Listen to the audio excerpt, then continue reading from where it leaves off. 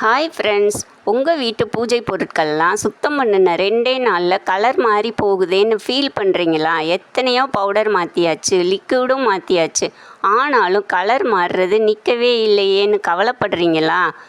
கவலையை விடுங்க.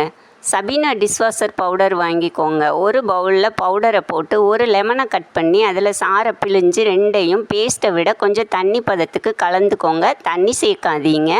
கலந்த பேஸ்ட்டை பூஜை பொருட்கள் மேலே நல்லா அப்ளை பண்ணி வச்சுட்டு மீதி பேஸ்ட்டில் இன்னும் கொஞ்சம் பவுடர் போட்டு அதை பூஜை பொருட்களை நல்லா தேய்ச்சி டேப் வாட்டரில் கழுவிடுங்க.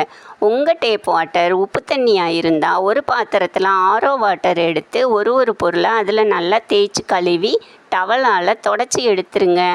அப்புறம் என்ன, 1 மாதம் ஆனாலும் உங்கள் பூஜை பொருட்கள் பளிச்சுன்னு இருக்கும். இந்த வீடியோ பிடிச்சிருந்தா லைக் பண்ணுங்கள், ஷேர் பண்ணுங்கள், எங்கள் சேனலை சப்ஸ்கிரைப் பண்ணி